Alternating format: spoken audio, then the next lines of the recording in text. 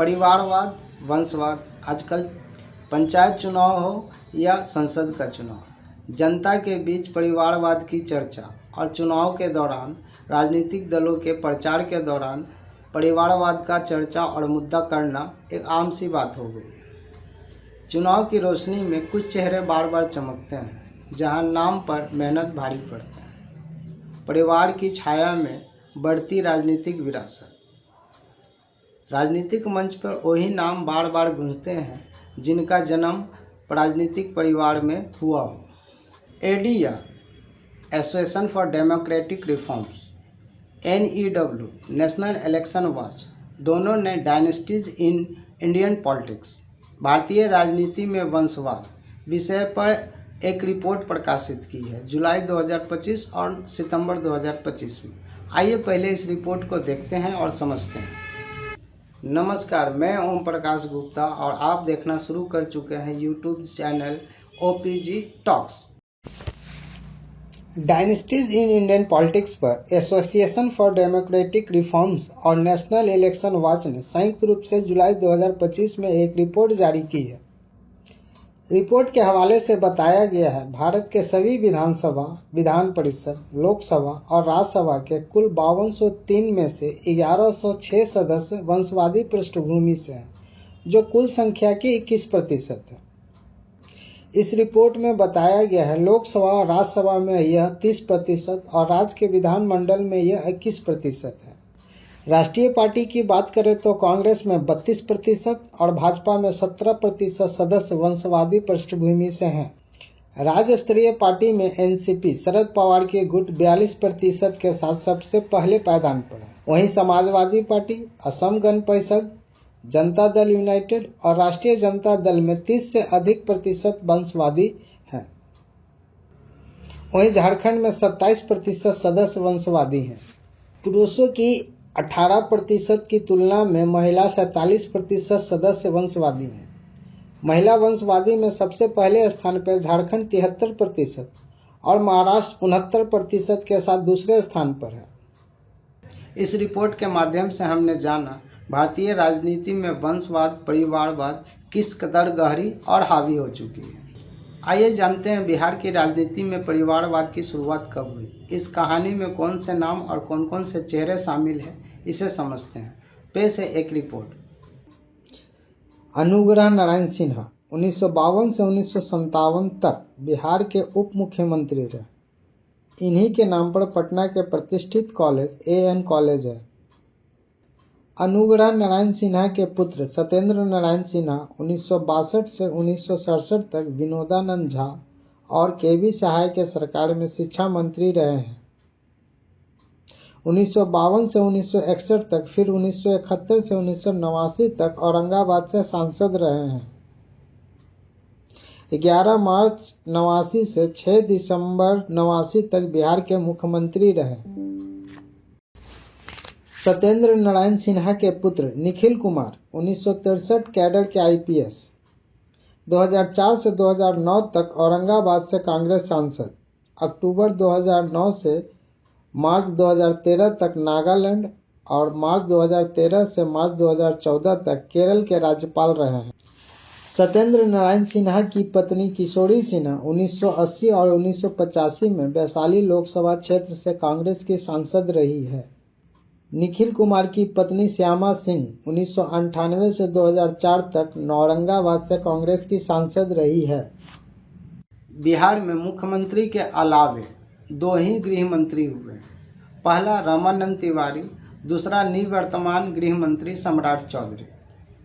रामानंद तिवारी 4 मार्च 1967 से 28 जनवरी 1968 तक बिहार के महामाया प्रसाद सरकार में गृह मंत्री थे।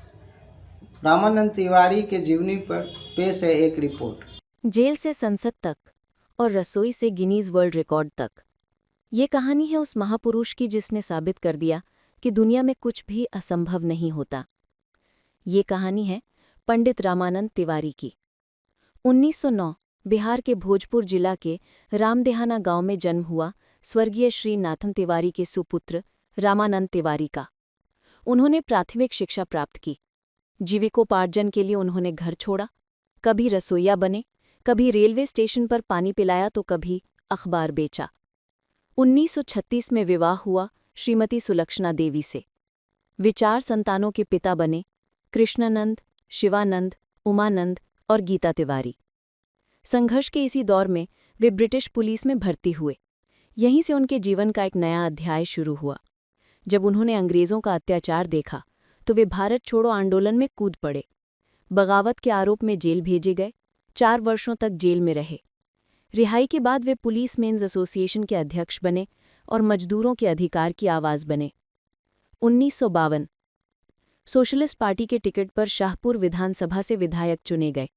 1952 से 1971 तक लगातार क्षेत्र का प्रतिनिधित्व किया। इस दौरान वे एक बार महामाया प्रसाद सिन्हा की सरकार में बिहार के गृह मंत्री बने। 1975 में आपातकाल का विरोध करने पर सरकार ने उन्हें अंबाला जेल भेज दिया। आपातकाल के बाद 1977 में वे बक्सर लोकसभा से सांसद चुने गए। बिहार पुलिस और जेल मेंस एसोसिएशन के निर्माण हेतु उनका नाम Guinness book of world record में दर्ज हुआ। दुनिया में कुछ भी असंभव नहीं है, बस व्यक्ति को अपने कार्य और लक्ष्य के प्रति दृढ़ संकल्पित होना चाहिए। रसोई से सत्ता तक का ये सफर भारत के लोकतंत्र की शान है। पंडित रामानंद तिवारी सिर्फ एक नेता नहीं, एक युग थे। बिहार की राजनीति में परिवारवाद का नमूना रामानंद तिवारी के परिवार में भी मिलती है।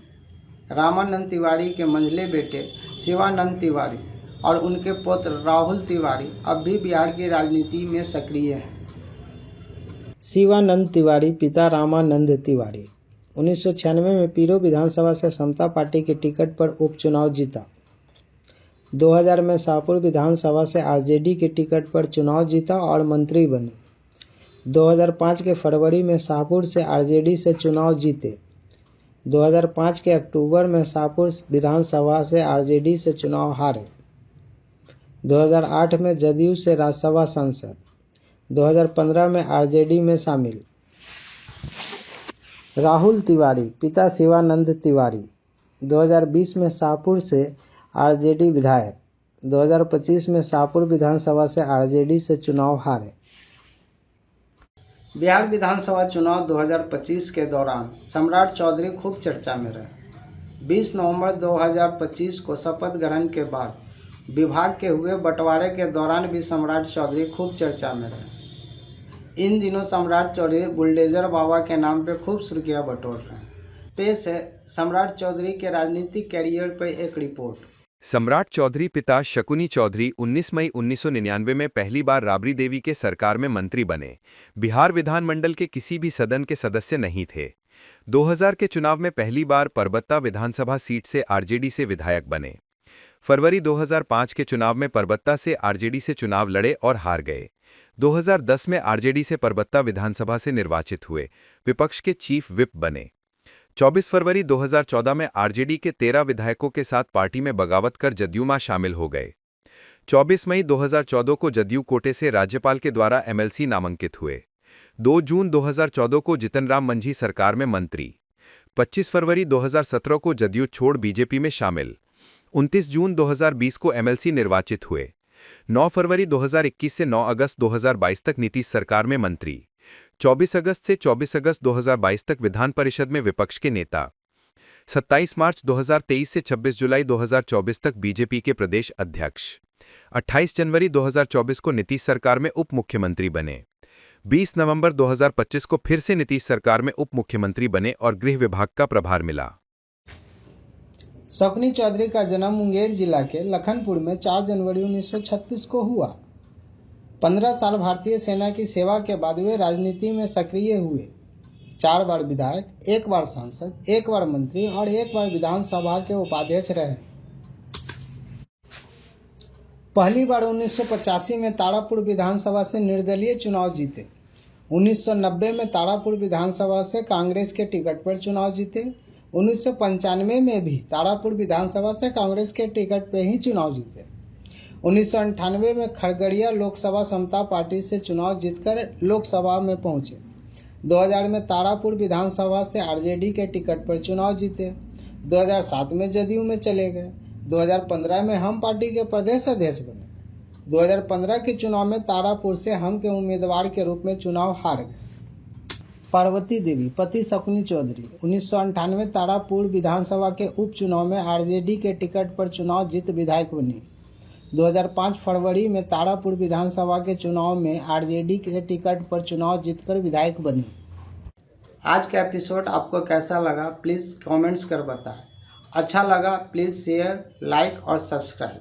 क्या आप जानना चाहते हैं बिहार के पहले विधायक की विधायक आवास पटना में गोली मारकर की गई हत्या, वो भी मुख्यमंत्री के शपथ ग्रहण समारोह के कुछ एक घंटा पहले?